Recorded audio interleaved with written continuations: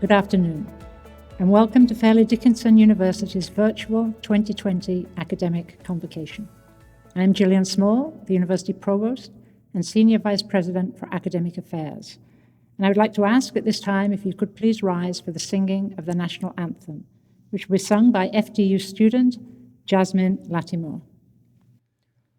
Oh, say, can you see by the dawn's early light what so proudly we hailed at the twilight's last gleaming, whose broad stripes and bright stars through the perilous fight o'er the ramparts we watched were so gallantly streaming, and the rocket's red glare, the bombs bursting in air, gave proof through the night that our flag was still there.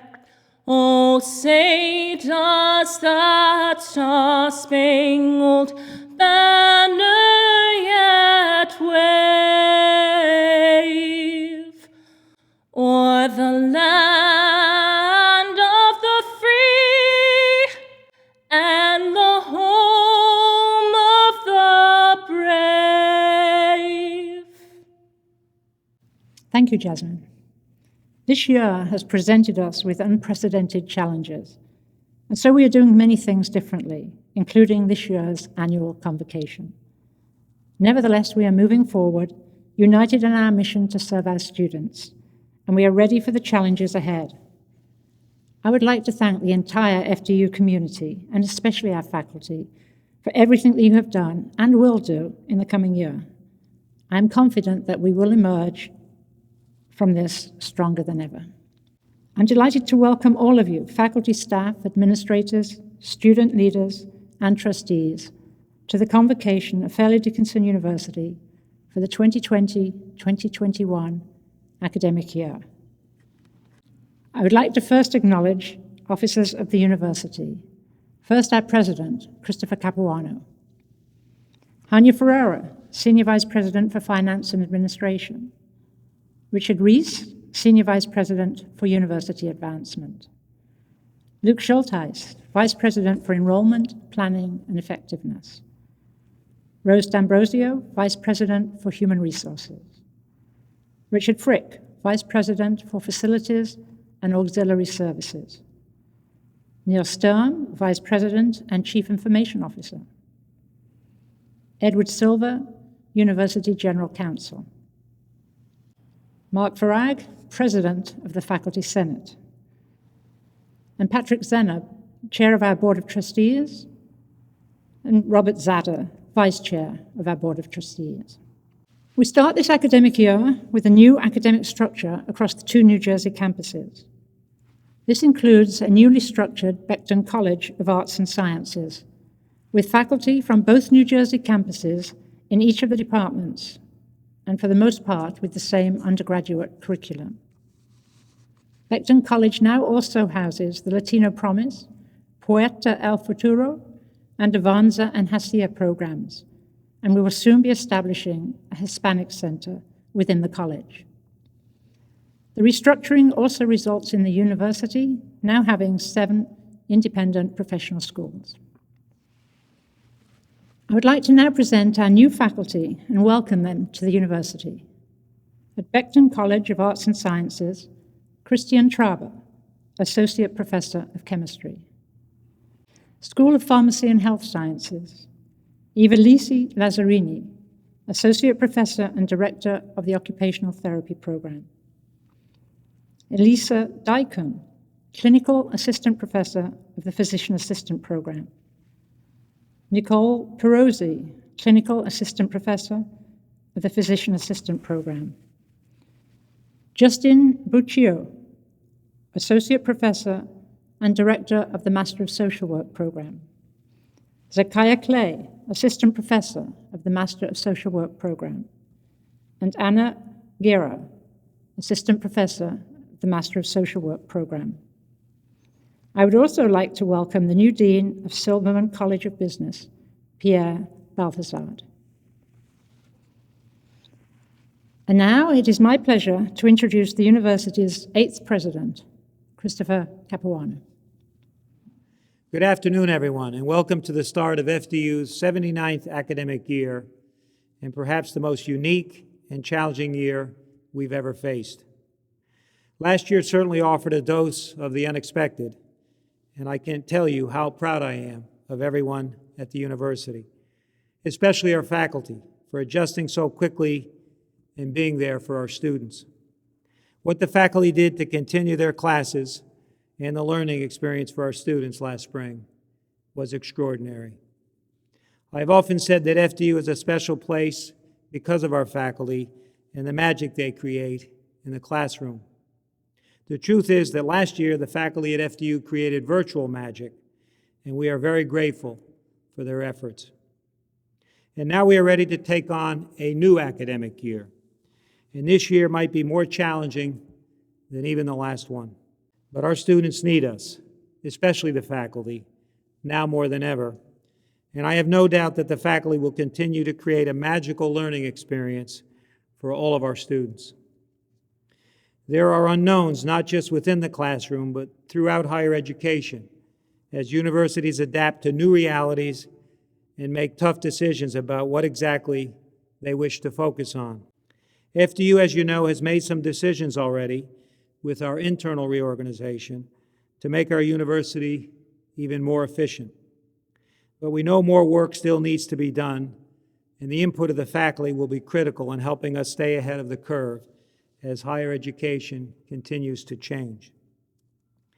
Regardless of what has happened with the pandemic and regardless of what comes next, I know we are ready for the challenges that lie ahead. And I know that we will come out stronger and more united than ever. And when people ask how I can be so confident about this, I say it's because I know the people at FDU, our faculty and our staff. I know your commitment, your ingenuity, and most of all, your resilience. You are the heart of what we do, and that heart is beating strongly. I know you will continue to inspire students from all walks of life. We must always remember that what we do matters. And in times like these, you can see how important education is. Education doesn't just help one fulfill a plan. It provides one with the skills to adjust when life doesn't go as planned. All throughout the pandemic, those who have helped us fight back have been those who have relied on their education and training to make a difference. And that, of course, includes you. So thank you for making a difference for our students and for our university. I look forward to seeing all of you in person one day soon. Thank you, President Capuano. I'm now pleased to introduce our keynote speaker, Dr. Bojana Beric-Stojsic. Dr. Beric-Stojsic is Director of the Master in Public Health program and Associate Professor of Public Health in the School of Pharmacy and Health Sciences. She's been teaching in areas of health promotion and public health at universities in New Jersey, New York, and her native Serbia for the past 25 years. As a Doctor of Medicine and a Master of Arts and Doctor of Philosophy in Health Education, Dr. Beric's research interests include pedagogy in health promotion, focused on flipped classroom pedagogy and interprofessional education. Bojana's professional focus is on preparation of health, workforce, and global international health issues, with particular interest in social justice and the rights of children. She's been active in professional associations at the state, national, and international levels, serving 2 terms as president of the New Jersey Society for Public Health Education, serving as regional vice president of the International Union for Health Promotion and Education, North American Regional Office, and representing both of these organizations at the United Nations since 2010. Please welcome Dr. Beric-Stojsic. Distinguished members of the Board of Trustees, President CAPUANO, Provost Small, faculty, students, guests, friends. Standing before you today at the convocation of the new academic year, I am humbled and honored at the same time at this great opportunity to address the new beginning. The new beginning in many respects. Some may say, beginning of the unknown, and they may be right. Recently, we began measuring time as pre-COVID era, COVID pandemic, and yet to come, the post-COVID era. Looking at the future through the lens of history. History teaches us that this is not the first worldwide outbreak of infectious disease. Pandemics have occurred in the past, some with devastating outcomes. In between the bubonic plague, Black Death, with 200 million lives lost in 4 years in the 1300s, and SARS pandemic in 2002, with the least number of casualties, 770, there were several pandemics that certainly altered the lives of people worldwide and at the same time redirected scientific interest and inquiry. To mention some, the smallpox pandemic in 1520 took 56 million lives. Spanish flu claimed almost 50 million lives. More recently, since 1981 to present day, the HIV/AIDS has claimed close to 35 million lives, and Ebola in 2014 seized 11.3 million lives. The current count for COVID-19 pandemic is 530,000 deaths, and it is still growing. From each of these past pandemics, the science has gained new knowledge about health, disease, and about the intriguing and inseparable interaction between humans and their environment, including plants and animals. Humankind has always been fascinated with disease in general, infectious disease in particular, trying to explain its origin, spread, and how to control it. Epidemiology, the scientific branch, emerged as a method of investigation during one such outbreak, that of cholera in London in the 1800s. For his achievements in meticulously investigating the outbreak and for providing a solution for controlling the spread, John Snow is famously called the father of epidemiology. His systematic and thorough investigation led him to the source of the infection, Broad Street water pump, and by removing the handle, the source of infection was disabled. The CDC defines epidemiology as the study of the distribution and determinant of health-related states or events in specified populations, and the application of this study to the control of health problems. The World Health Organization reports on the path to success in surveillance and control of deadly infectious diseases, and we can learn from those examples how to go through despite significant loss of life. Some specific examples include Ebola virus disease, formerly known as Ebola hemorrhagic fever, is a severe, often fatal illness affecting humans and primates. Fatality rate is about 50%, varying from 25 to 90% in past outbreaks. From the Ebola virus outbreak, we are learning that of the utmost importance is laboratory capacity for the detection of infectious agent. Human immunodeficiency virus is an infection that attacks the body's immune system, specifically destroying the CD4 white blood cells, weakening person's resistance against many infections and some cancers. From the HIV/AIDS outbreak, we are learning that of the utmost importance is testing and initiation of the antiretroviral therapy as soon as possible. A consistent treatment prevents HIV transmission. Poliomyelitis is a highly infectious viral disease that largely affects children under 5 years of age. The virus is transmitted by person-to-person spread, mainly through fecal-oral route, or less frequently by a common vehicle such as contaminated water or food, and multiplies in the intestine where it can invade the nervous system and cause paralysis.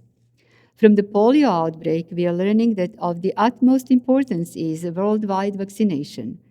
Poliovirus cases decreased by over 99% from 1988 to 2019, from an estimated 350,000 cases to 175 reported in more than 125 endemic countries. Smallpox, officially eradicated on December 9, 1979, and in May of 1980, announced that the world and all its peoples have won freedom from smallpox. From the smallpox outbreak, we are learning that of the utmost importance is disease surveillance, the ring vaccination, and the importance of health promotion in fighting viral diseases. Coronavirus disease is an infectious disease caused by a newly discovered coronavirus. The current COVID-19 pandemic is unprecedented, but the global response draws on the lessons learned from pandemics over the past several decades, including SARS, MERS, and others. For the COVID-19 pandemic, of the utmost importance is a coordinated and accelerated response to COVID-19, including an unprecedented program to develop a vaccine, research into potential pharmaceutical treatment, and strengthened channels for information sharing between countries. The lessons learned from a history of pandemics provide direction into the future. It will take some time, possibly years, to be able to say that COVID-19 is under control. It is well understood what is needed in order to control this pandemic, but so many pieces are still missing in the COVID-19 puzzle. The transmission mode is the key unknown, and new information is collected and reported almost daily. Effective treatment is not available, and the vaccine development is in trials, 21 clinical trials and 139 preclinical trials in progress at the moment. Much more work is ahead for science and scientists in terms of surveillance and reporting, and much more compliance is needed with currently available preventive measures, wearing masks, keeping distance, and avoiding large gatherings. Challenging times are often inspirational, generating hope and strength, generating resilience, the capacity to recover quickly from difficulties, toughness. Recently, when the pandemic like a hurricane stormed upon us, we regrouped swiftly and collectively demonstrated our capacity to quickly respond to difficulties, demonstrating toughness and resilience of our FDU community. Certainly, we are beginning a new academic year overwhelmed with questions. How the year will unfold, and how are we going to overcome this turmoil in our lives? How vulnerable will we still be when we enter the post-COVID era on our path to a future normal?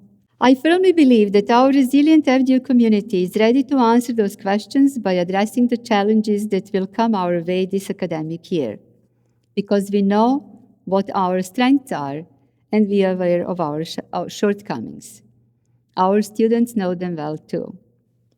I am certain that experiences during the upcoming academic year, more than any other ordinary academic year at FDU, will produce many resilient, caring, and optimistic individuals.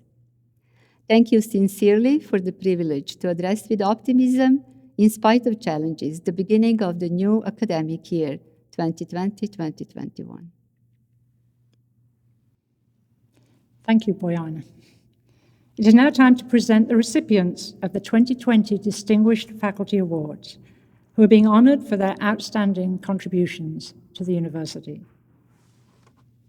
The recipient of this year's Distinguished Faculty Award for Service is Ernest, or Bub, Kovacs.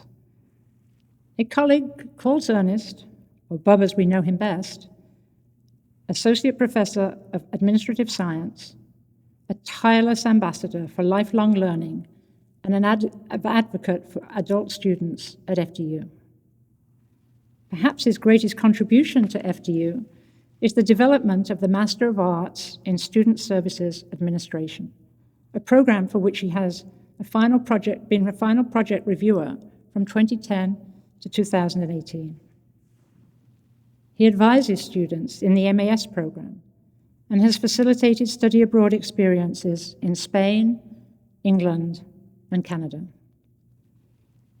Other ways in which he has served the university include the School of Administrative Science Self-Study Alumni Study 2014 and 2019. The Master of Sports Administration Design Team, and as a co-writer of the Certified Public Manager Grant Proposal to the State of New Jersey. As a representative for FDU, Bub has been instrumental in developing partnerships with the New Jersey Office of Homeland Security and Planning and the New Jersey's Chiefs of Police, Department of Environmental Protection, Department of Transportation, Department of Banking and Insurance, and other local and regional law enforcement agencies. He also co-chaired the Middle States Reaccreditation Working Group. He has most recently served on the Provost's Reorganization Advisory Committee from 2017 to 2019, the Provost's Handbook Revision Committee from 2018 to 2020, the Metro Athletic Strategic Planning Committee, 2019 and 2020, and the Vancouver Master of Administrative Science, BAIS, Design Team. His influence, as expressed through his service to FDU, will have an enduring impact upon his colleagues and students for years to come. So today, we honor Bub Kovacs with a Distinguished Faculty Award for service. Thank you, Provost Small.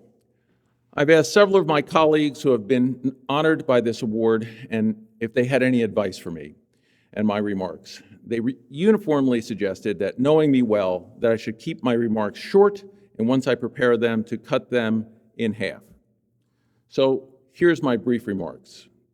Winston Churchill once said, "You make a living by what you get. You make a life by what you give." I want to thank my colleague, Dr. Paul Laubish, a previous recipient of this award, for my nomination. We have been professional colleagues for some 35 years and have developed a great partnership over that time. I also want to thank my fellow faculty members in Vancouver who had previously nominated me for this award. I have been in and around higher education for almost 50 years, most of those as an administrator and now as a faculty member. I consider working at a university a tremendous gift. This is my fourth institution that I have worked at, and it has taken me a while to appreciate the complexities of FDU's 3-country, 4-campus university. Becoming a good civic actor and university citizen has been of a journey for me. However, by teaching each semester at Florham, Metro, and at Vancouver twice a year, I have come to appreciate the breadth and depth of our complex student body at the undergrad, graduate, part-time, full-time, online, and remote sites, leading to my belief that we are a true university in every sense. I want to send a thank you to colleagues on the Academic Policy and Research Committee, where I have served for some 10 years. I will be the 5th member of that committee to receive this award in that time frame. My suggestion to junior faculty is to consider running for a seat on this committee. It is a vibrant and hard-working group of your peers. During our Middle States self-study, I became fast friends with Marjorie Hall, the director of the Educational Opportunity Fund program. Through her and her staff, I have developed an appreciation for the tremendous service Fairleigh Dickinson has done for these students whose future paths are made possible by the university and the EOF's staff and program. Thank you, Marjorie, for a job well done. I want to recognize my wife, Emma Davis, who has been a great support and exhibited understanding as I volunteer or get volunteered for another task or committee at the university, or serve as an officer on another national organization, or spend another weekend as an athletic official. I also want to congratulate my son, who has accepted a position at Weill Cornell as a tenure-track assistant professor of ophthalmology, and my daughter-in-law, who is doing the same at Vassar in science, technology, and society. Good luck on your academic careers. What were you thinking? Finally, our university is going through a good deal of change, some planned, some accelerated by the virus. Change can be difficult. My suggestion as we navigate these changes and challenges is to get your head up and out of your own departments and look for opportunities to build relationships across departments and campus locations.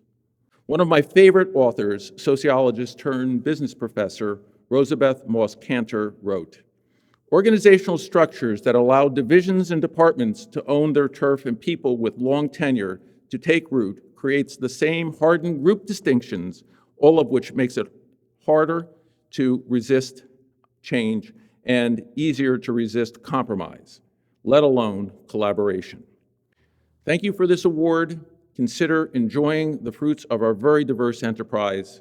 When asked to serve, say yes. Thank you, Bob. The recipient of this year's Distinguished Faculty Award for Research and Scholarship is Peter Burkholder. Peter Burkholder's research interests are as vast as the rosters of courses he teaches. Pete does not shy away from research questions that offer an abrupt departure from the work he did in the past, say his colleagues. His commitment to the spirit of inquiry, to asking big questions in many different research areas, demonstrates his curiosity and empirical dexterity. Trained as a medievalist and often completing painstaking archival research, Peter pivoted to research and understanding of pre-modern mathematics, the Middle Ages as represented in cinema, and the ways in which college students learn. Peter received the William and Edwina Gilbert Award, bestowed by the American Historical Association, for the best article on teaching history in 2015. The award recognizes outstanding contributions through the publication of articles in journals and magazines. Since 2017, Peter has authored or co-authored 6 peer-reviewed journal articles and contributed to numerous edited collections and other publications. In 2019, in concert with the American Historical Association, he received a $200,000 grant from the National Endowment of the Humanities to fund a survey project which will assess public perceptions of and engagement with history. Peter has lots of questions and isn't afraid to do the work of seeking his own answers. That's a trait faculty, staff, and students all aspire to.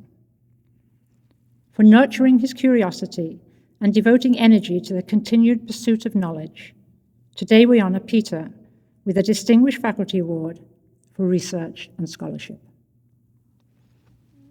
Thank you for that introduction to Provost Small. Thank you to the award selection committee and to all those who wrote letters of support on my behalf. Multiple students have asked what the most important factor is in college students' learning. So what is it? Is it the amazing out-of-classroom experiences? Nope. Is it the wonderful faculty? Well, we do play a role, but we're not the key. Is it the climbing wall at the gym? Well, no such luck there either. The answer is the peer group. So the takeaway is that for students who want to learn in college, they need to choose their friends wisely. Now, as faculty, we have very limited control in choosing our peers. That is, we are hired into a department or a college of more senior faculty. So that being the case, I'm so lucky that my department peers are so accomplished and supportive in my research endeavors. I'm now the 6th person currently in my department to win the Distinguished Research Award. So I'm here to tell you that the peer influence is real. I've co-published with Krista Jenkins, David Rosen, John Sheeman, and beyond my department with Chris Caldiero. I also benefit from conversations with my fellow historians. All of these people opened my eyes to things that I never would have seen as a solo researcher. So none of us does this alone. I'd also like to give a big shout out to the FDU library staff. They miraculously procure just about anything that I ask of them, and they get it to me very quickly. Simply put, I couldn't do it without them. Finally, lest I forget, a note of gratitude to my parents, Jim and Joyce, back in Wisconsin, and to my wife, Martha. Without them, all of this work would be pretty hollow, if not impossible. So thank you again for this honor. I promise to pay it forward to my colleagues and students. Thank you, Peter. The recipient of this year's Distinguished Faculty Award for Teaching is Stacie Lents. Fast-paced, real-time, performance peppered with directional input.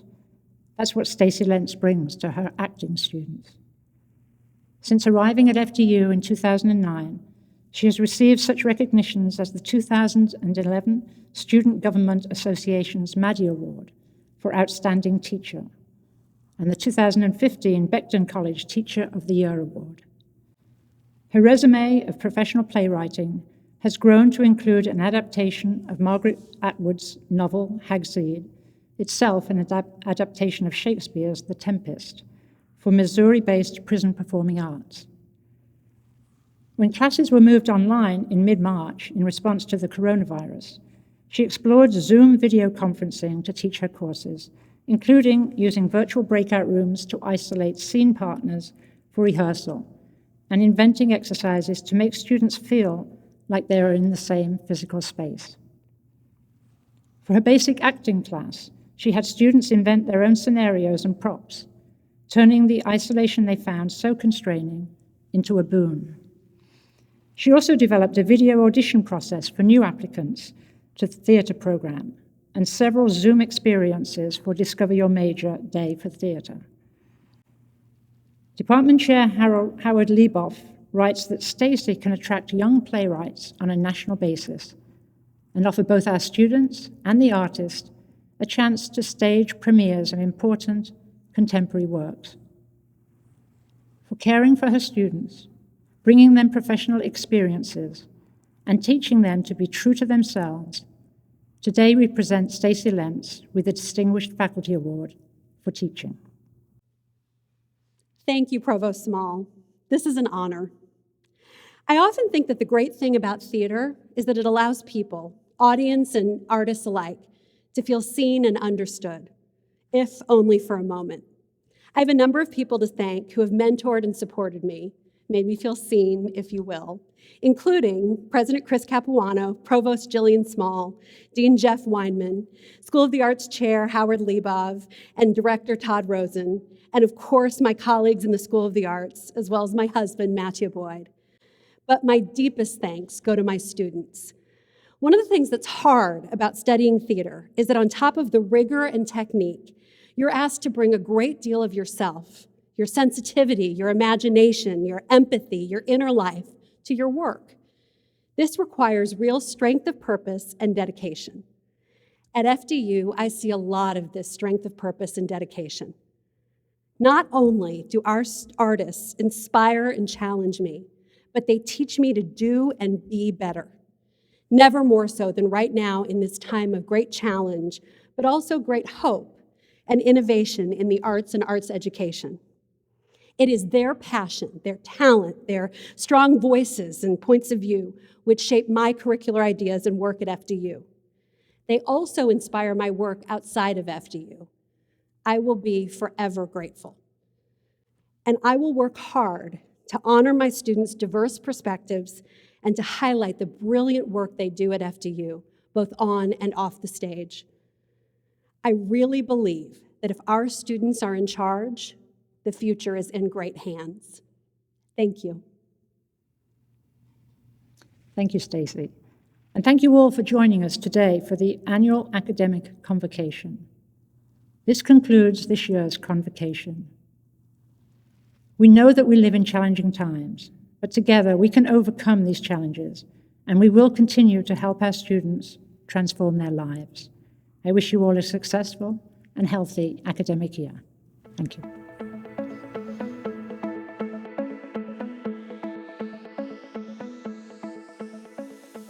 My name is MAAME MENSAH, and I am President of Student Government Association, President of Black Student Union, and a proud Knights cheerleader. On behalf of the student body, I would just want to extend a huge thank you for allowing us to be able to be back on campus and all the hard work that you are putting into making sure that is a possibility. We appreciate your diligence in making sure that our environment will be safe for us, but yet effective in all our learning areas. We hope that as a community, as a campus, and as a family, we will stand united through these tough times. We understand there have been major changes and have been major losses, but we know as a community, we will continue to stand strong in the face of adversity. Thank you. Hello, my name is SHALIN, a junior computer science major at the Florham campus. I'm the president of the Student Government Association, a second-year resident assistant, as well as the orientation leader. The coronavirus has put a major wrench in all of our lives, especially those working hard towards their education and future aspirations. This past spring semester, we were all thrown into a world of learning the unexpected, and all of us, faculty and students included, tried our best to navigate our way through the difficult times. We may face some difficulties in the upcoming semester, but with the guidance and support of the amazing FDU faculty, I know that this community is strong together. All the departments play such a big role in the students' lives, and I can proudly say that they have made a big impact in my college experience. I've been able to receive a tremendous amount of support and resources that I've ever needed at FDU. We will find the solutions and work hard together to continue the best college experience that we all love and dearly miss. We succeeded last semester, and we will do it again. I look forward to coming back to campus and seeing the FDU community stronger than ever for fall 2020. Thank you. Hi everyone, my name is MEHTA and I'll be a senior this fall. I want to thank all of the faculty members and professors for doing their best to create an engaging classroom environment during our virtual learning experience. It was a challenging experience for us all, but it shows how adaptable the FDU community is to any challenge that we may face. Thank you to my Silberman advisors and professors for going above and beyond during this unprecedented time. I can't wait to see you all soon, and I thank you all so much for all you've done for your students over these past few months. I'm very much looking forward to being back on campus and in the classroom with you all again. Hi, my name is Gabby SESIN, and I am a proud senior of the Metropolitan Campus. I am currently the president of the Epsilon Theta chapter of Alpha Sigma Tau sorority, and I am also an employee of the Student Union building. Aside from resources and opportunities, the FDU faculty and staff have truly given myself and my peers an immense amount of support throughout these trying times. It is extremely comforting to know that we have a strong support system behind us guiding us to success. I am very excited to be able to return to campus so that I am able to see my peers, my mentors, my advisors, and the rest of the FDU community. Something that I've learned throughout this time is that social distance does not equate social disconnection. And that's something that FDU has truly proven to be correct. Here's to another great year.